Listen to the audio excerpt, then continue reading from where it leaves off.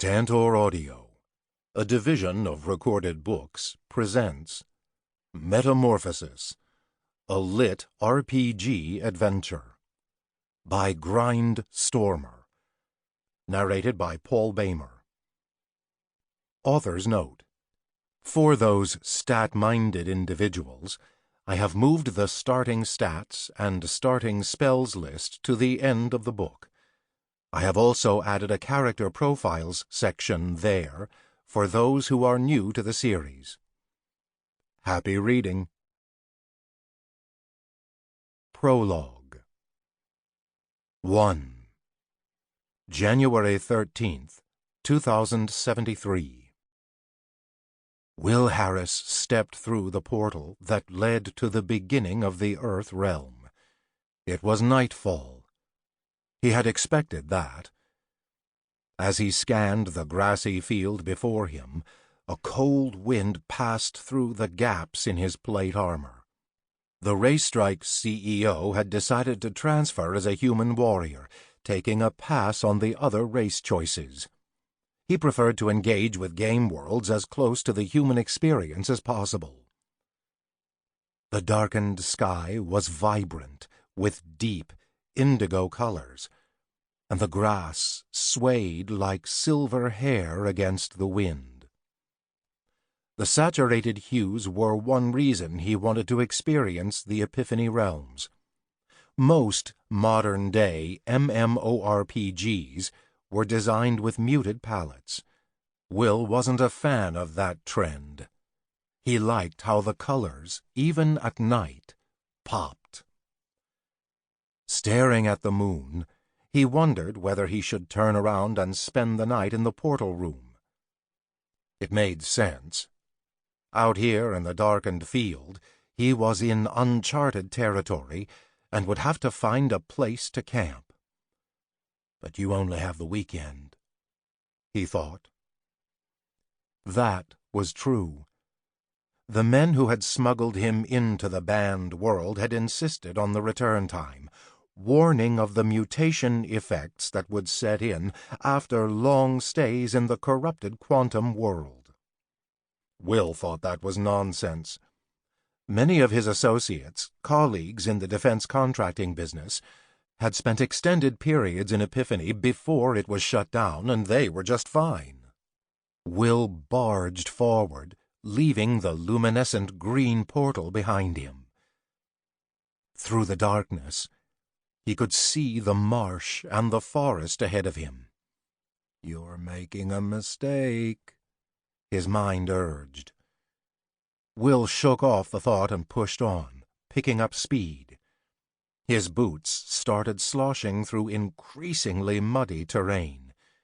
He descended a slope toward a marsh. "I need to make good time if I want to make it to the—" Something clanked off his shield. Will screeched to an abrupt stop. Wide-eyed, he looked around. He couldn't see anything in the tall grass. The reeds swayed with the wind and produced a thin, sifting sound. He gazed down at the object that had rattled off his Clypeus shield. Laying in the grass was a long, wooden spear. "Thank God I went in as a human warrior," he thought, knowing it had been the only class selection that came equipped with a shield. He heard a rustle and looked up. 4 goblins stood 6 feet away. The small creatures didn't make a sound, but their pale gray eyes regarded him with deadly malevolence. His creature description details appeared. Grass Goblin, Level 2. HP 59, MP 0, Strength 4, Constitution 5, Dexterity 5, Intelligence 1, Wisdom 10, XP 19. Description: C9 failed research experiment. The goblins leaped at him simultaneously. He batted 2 away with his shield. Another landed on his chest, clinging to his armor. Will managed to stay upright. The goblin swung a primitive bone knife toward his neck. He blocked the attack with his left arm as he drove his gladius sword into the creature's ribcage. The goblin sagged, then fell off his body. A notification appeared in Will's field of vision, but he ignored it. Before he could get his bearings, intense pain slammed through his left thigh as his skin dampened with his own blood. He looked down. Another bone knife was buried into his quadriceps below the bottom edge of his plate armor. The drooling goblin that had planted it there gazed up at him. It ran its tongue over the blood on his leg. Will stumbled backward, but the second attacking goblin latched onto his ankle and drove its jagged teeth through his skin. Crying out, Will swung his sword at the monster, slicing through the muscle on its shoulder. The goblin didn't even react to the injury. Instead, it ground deeper, sawing its teeth against the bone of his ankle. Will screamed. He fell to the ground as his sword bounced from his hand. The small goblin quickly positioned itself onto his chest, splattering red-stained drool onto his face. It pulled a bone hatchet from its belt and swung for his head. Will blocked the attack and looked around desperately for the sword. It was 8 feet away, too far to reach. The monster leaned down and bit into his right ear. Will screamed again. He reached for his ear, and warm blood pooled into the palm of his hand. The goblin rose with a piece of his ear clasped between its broken teeth. It looked at him and spoke through the bloody meat. "Unpatak tikri, unpatak." It snarled victoriously. The creature gripped its bone axe with both arms and raised it above its head, looking to finish him. In desperation, Will reached down and pulled the bone knife from his leg, crying out painfully as the dull serrations scraped against his flesh. He plunged the blade into the goblin's neck and felt its body go limp. The monster slumped onto the grass, convulsing as blood gushed from its neck. Will turned his head, trying to locate the other 2 goblins. It appeared they were gone. He took a breath and sat up, leaning against his right arm. "Maybe they've retreated," he whispered. He gazed down at the vanquished goblin. The outer rim of his ear was still gripped between the monster's teeth. "I feel like Evander Holyfield," he sighed, glancing at his stats. Will, level 2. Race, human. Class, warrior. HP, 28/42. HPR, 0.56. MP, 39. MPR, 1.08. Strength, 18. Constitution, 26. Dexterity, 22. Intelligence, 45. Wisdom, 50. Endurance, 26. XP, 38. He cast Basic Heal 3 times before he attempted to stand up, leaning to his right side. He scanned the field again, still no sign of the goblins. Will turned south and faced the green portal, which shimmered like a beacon in the dark landscape. "Fuck it," he muttered. "I'll rest there for the night and head out in the morning." He shook his head. "I have to be nuts to try this in the dark." Continuing to cast healing spells, he hobbled toward the portal. In pain and disappointed that his adventure was going to be postponed, Will trudged forward, missing 2 pale eyes that watched him from the tall grass just a few feet away. 2. From the grass, the goblin jumped onto Will's back, and he stumbled forward. The creature's short arms swung across the front of his body, brandishing another bone knife. The blade, illuminated by the portal's green glow, slid over his neck but broke off against the rim of his metal armor. The broken edge scraped across his neck, drawing blood, but the attack wasn't as lethal as it could have been. Will intentionally flipped over, landing on his back and breaking the goblin's grip. He rolled away, stood up, and faced the goblin. It was getting back up. He slashed his sword across the monster's abdomen. The goblin howled and curled inward as blood and digested food squirted from its ruptured intestines. Will touched the skin on his neck to determine how bad the damage was and flinched painfully. As he drew his fingers away, he saw they were smeared with blood. He looked down at the injured goblin. "God damn it, you couldn't just let me go back to the portal!" Will growled. He swung his sword across the goblin's neck, opening a deep gash, and left the creature there to die. 3. Will shivered as he staggered back into the warm confines of the portal room. As he cast more healing spells, he walked through to the landing zone toward the black TV screen that hung on one wall. "Is anyone there?" he called out. "Noel! Jake?" The screen remained dark.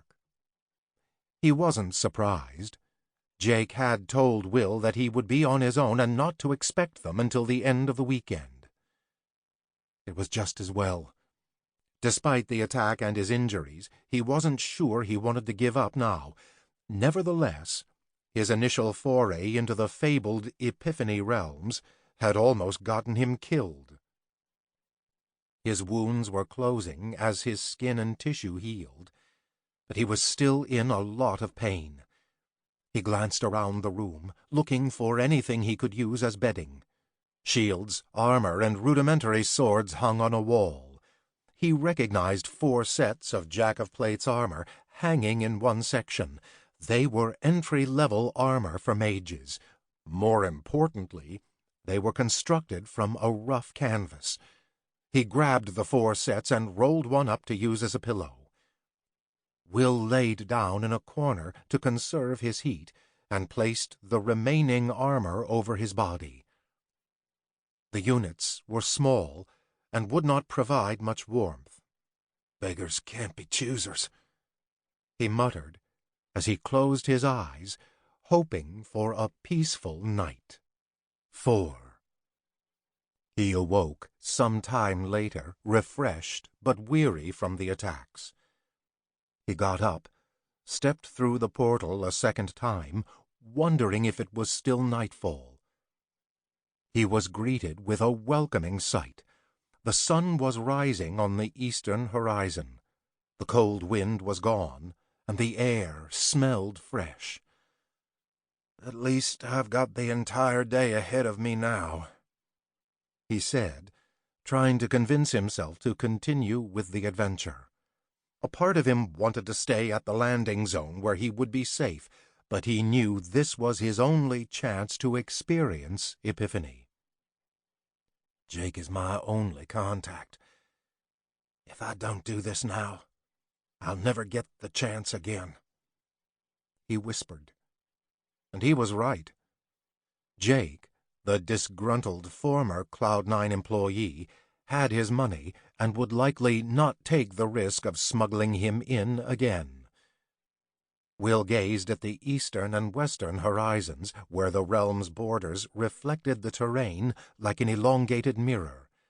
It gave the territory an expansive feel.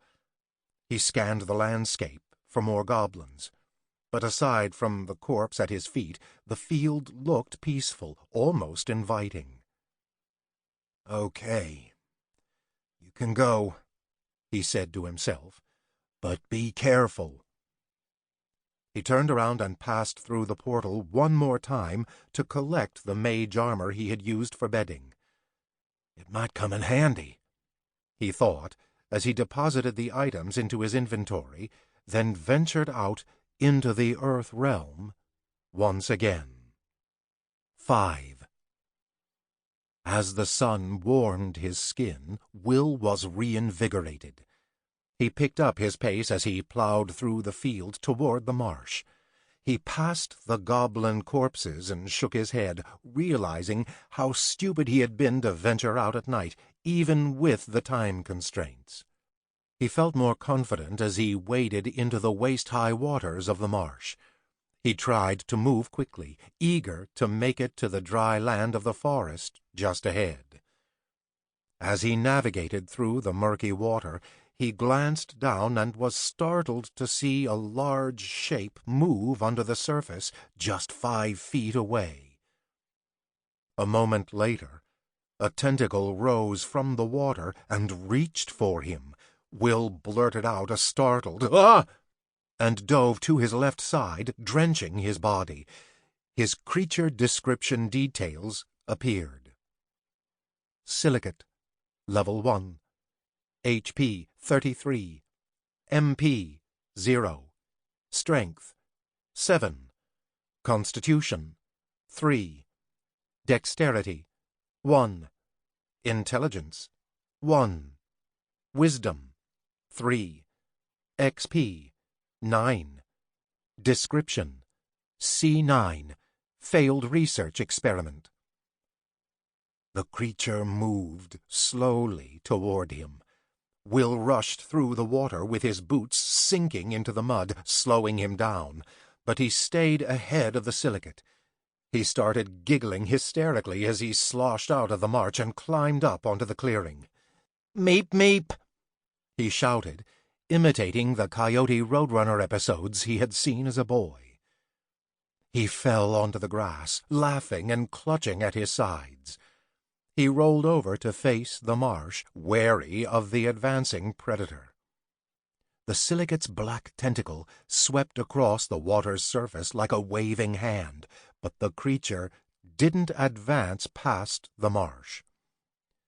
"Well, hello there, good buddy," he crooned in a southern drawl, and that got him roaring again.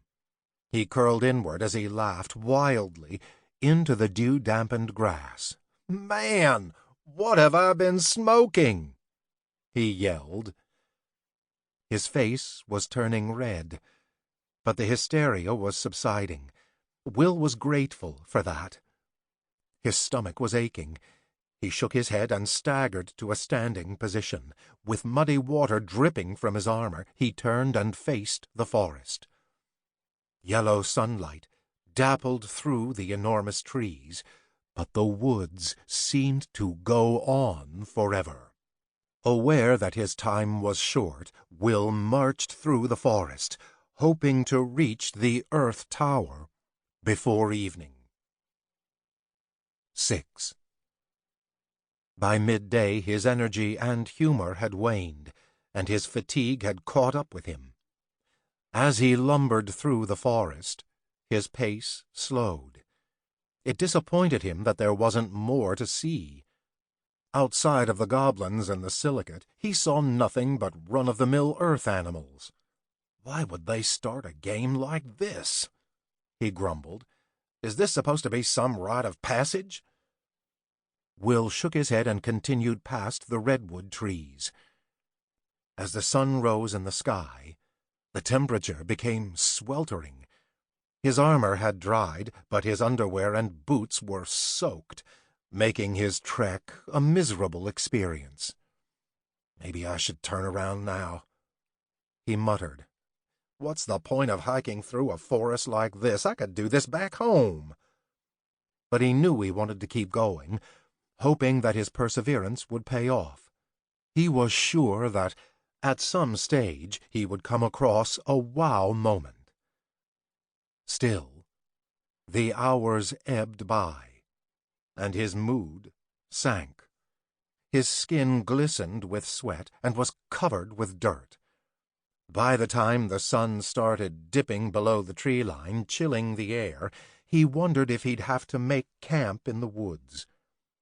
He loathed that possibility. Camping alone at night in the middle of the forest would be dangerous. "I might have to climb a tree," he whispered to the darkening gloom. He glanced up at the trees, then noticed a rock face on the western side of the forest.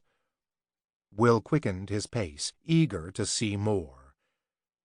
As he drew near, he discovered a cave gouged within the ridges of the stone wall.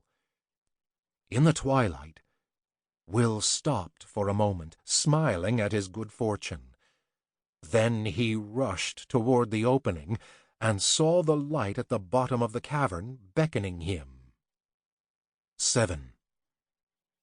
Like the recruits would experience days later, the glowworms that illuminated the base of the cavern enthralled Will. Thousands of worms flickered their soft light against the cave walls and the pool of water below. "Okay, that's one wow moment at least," he said, and took a deep breath. His body still felt exhausted, but the spectacle invigorated his mind. After the hot day in the forest, the cool air of the cave refreshed him. He sat on the stone ridge above the pool and pulled off his mud-caked boots. He dipped his legs into the water and groaned with pleasure. Will slid into the pool, then washed his boots and his armor. He rubbed the dirt and sweat from his skin. "This is nice," he whispered to no one in particular. Still, he felt disappointed and ripped off. He'd expected more from his journey into the realms. He had spent a good portion of his vast wealth to plan for this trip into Epiphany 16. All for a hike in the goddamned woods. He sighed. And in the morning, he would have to go back. He wished that he could have arranged more time, but Jake had been so stubborn. Will thought about his sons, Ethan and Jordan. He hadn't told them a word about this trip. Ethan would have tried to talk him out of it. And Jordan? Well, he's seeing a shrink in Paris of all places. He stepped out of the pool, then unequipped his weapons and metal armor. They disappeared quietly into his virtual inventory. The cold air chilled his body, and he considered getting some wood to build a fire. But his apathy got the better of him. Instead, he lay down on the flat rock surface near the pool. Within minutes, he fell into a deep sleep, his body and mind fatigued from the previous night and day's exertion. 8. Will heard the rumbling through his dreams, but it never broke through to his consciousness. He was too busy trying to save Jordan. They were in Nigeria, and their helicopter had just been hit by a surface-to-air missile. The strike had blown out the entire left side of the aircraft. Someone's blood had sprayed across Will's face. He looked around. There were mangled body parts strewn throughout the wreck. As the chopper spun out of control and accelerated toward the rocky surface of a mountain, he saw Jordan, who was still strapped into the right side. His son was covered with kerosene fuel and engulfed in flames. "Jordan, my God!" Will cried as he bounded toward his son, landing at his feet. Jordan remained seated as his clothes and the straps that held him burned away. "Don't bother, Dad," he said casually. "You were never there for me before, and you're not here now." Will clutched his son's burning legs as turbulence rocked the aircraft. "But that's okay. I guess I wasn't much of a son." Jordan continued. "I was never there for you either." Jordan's eyeballs ruptured from the extreme heat, but he didn't even flinch. But I'm here for you now, Dad. His voice rose to a scream. I'm here now, and you have to wake up! He grabbed his father by the neck. Wake up, Dad! To save yourself and to save Ethan, you have to wake the fuck up! The chopper crashed into the mountain, and Jordan was thrown through the gaping hole in the left side. Will slammed into the cockpit, landing hard against the splintering glass. Jordan's right.